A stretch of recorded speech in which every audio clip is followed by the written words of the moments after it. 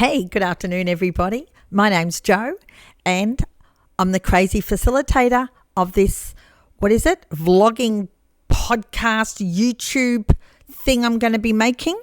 I'm talking about all things women. Now, as girls, as women, as baby boomers, we grew up in an age of, how do you explain it? I was born in the 50s, end of the 50s, early 60s, I grew up. 70s, I did everything, drugs, sex, rock and roll, just like you all did, all those mini skirts and those platforms. By the 80s, I was having kids, and I dedicated my life to raising my children and to a husband I was married to for 38 years. Now, I don't think we're any different. I think all us girls are the same. We were raised to look after a family. We were raised to look after our husbands. But times have changed. Women are different. We are now becoming who we are. Women, powerful, motivated, interesting, beautiful. Oh, yeah, and sexy. We can be sexy as well. We're all those things rolled into one, something we never thought that we'd be. And I'm discovering that now. I'm going to tell you a little story about me. Like I said, I was married 38 years to one guy. I was actually married to two guys. I was married to another guy in 1977, ditched him, went on a little journey, met up with the last one, stuck around for 38 years, God only knows why. And then nearly to 5 years to the day, I told him, fuck off, I've had enough. It took me a long time to get to that. I had to save money. I had to become independent. I had to grow to get to that point. Anyway, that was at the beginning of COVID, and I had a whole year on my own, as we all did in COVID, just family, friends, girlfriends. And at the end of COVID, my daughter got quite ill, and she gave me my grandson to look after, who I then had for 2.5 years. And I won't ever regret it, because he is the love of my life, that little fella, and I just adore him. Anyway, so 2.5 years ago, I raised another child, another little darling. And then 1.5 years ago, my little darling went back to his mummy. At that time, I was asked to do a wedding over in Italy. Now, I'm a celebrant, so I'll just explain that. I do weddings. I don't do as many these days as what I might have done once, but I do weddings. And I just previously married my nephew in Melbourne, and he decided that him and his gorgeous wife would go to Italy, and they wanted to redo their vows in a castle on a hill. And magnificent as it was when I finally got there, I went into extreme anxiety, because here I was on my own. I didn't have a husband anymore. My sister had already left. I had no one to travel with. I didn't even know if I could travel on my own. Where was I going to start? How was I going to get over this? How was I going to do it? Where was the money going to come from? Well, money wasn't too much of a problem, because I'd been saving. So I think the first thing I did was I started to research women travelling on their own later in life. And I actually got onto a lady, her name was Chris, and she was holding these meetings around the Gold Coast. That's where I come from, Gold Coast, Queensland. She was holding these meetings. So I went to one. And while I was there, I met another woman. She sort of came in a little bit late, and there's just something about her. She was so friendly and so free. And she was talking about how she was going to Italy and she was going to Lake Como, and my little mind's going, oh, yeah, Lake Como. I want to go to Lake Como. That's where I want to go, one of those main places.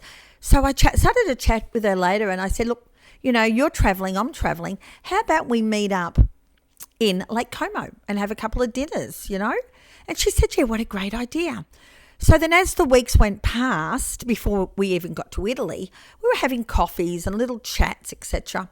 And then I finally said to her, look, I'm doing a wedding over in Italy for my nephew, and I'm sure, we can fit you in if you would like to join us for 5 days in Petrotoli in Italy.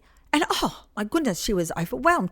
She said then, yes, and how about you come and I'll pay your accommodation in Lake Como. So that's how it all started. So I went on to book my holiday, and I decided to do a week in a Muslim country, Turkey, go to the markets, explore all the ancient sites. I really wanted to challenge myself. I really wanted to think, well, if I'm going to go there, let's really get out there. Let's really do something you've never done before. So that's what I did.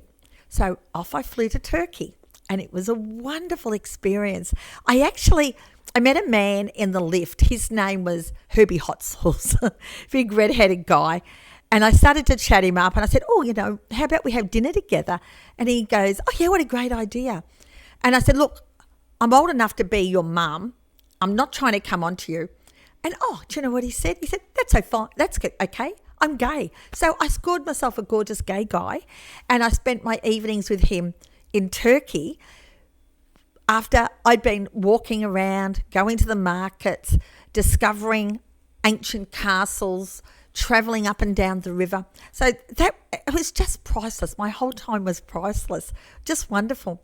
Now, my next part of that trip was I was leaving from Istanbul airport, which was fine, and I flew to Belgrade. That was my stopover. I stopped over in Belgrade, that's in Serbia, not knowing what was going to come next, because as I'm in my 60s, you sort of feel that life can be a little bit over in every way. I actually thought I would never, ever, ever feel anything for another man again. Ever in my life. I think PTSD, my ex had turned me off big time, and I thought never again am I going to be in any situation. So I stop over in Belgrade. I catch the next plane to Rome. I hop up the stairs. I walk onto the plane and, oh my God, who's that guy? Hot as this guy with his daughter.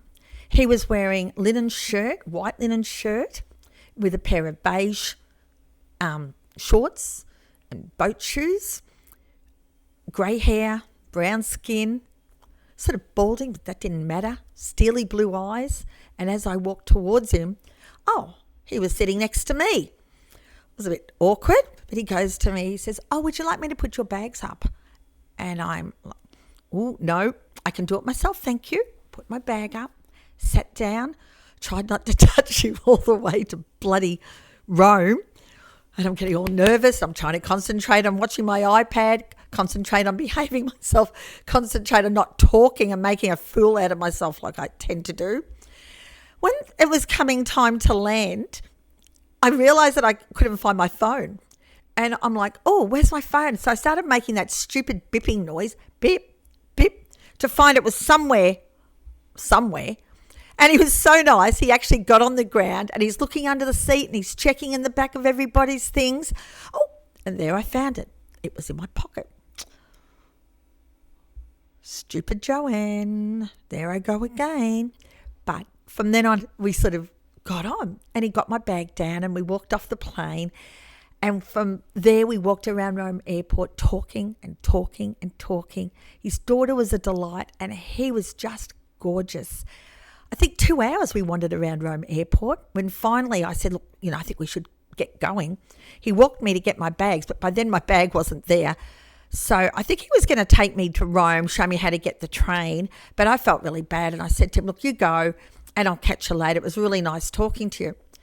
Well, we exchanged phone numbers and next thing you know, he's got me on Facebook. I've got him on Facebook. So we seemed to talk like, what had happened? I think I'd fallen in love for the first time in 40 years. I actually fell in love with this guy that I was never to see again, but he did something to me and he opened a spark in my heart. He opened something up that made me realise that I am a woman and yes, I could love again. Well, we're still in contact to this day and I am going to go back to Rome and see him. Probably next year, maybe Rome, maybe Split, Croatia, Belgrade. I don't know, but I'll catch him somewhere and I can't wait. We've developed a little friendship, sending messages backwards and forwards. He sends me photos. I send him photos. My son's actually building a big house and I send photos of the build, putting the roof on, sticking up the wood. And this guy's an architect. He's actually an architect, but he sails boats now. He's retired. So I hope I do see him next year. But that whole experience changed my whole holiday in Italy. I had suddenly blossomed and I suddenly felt, worthy, sexy, womanly, wanted, liked, approachable. I don't know, ladies, do you ever feel like that? Do you ever feel like you could never do it again? Do you ever feel like love is never going to hit you again? Do you ever feel like you're old and nobody wants you and you're just a grandma? Hey, don't believe it all, because you're not just a grandma. You're not just old.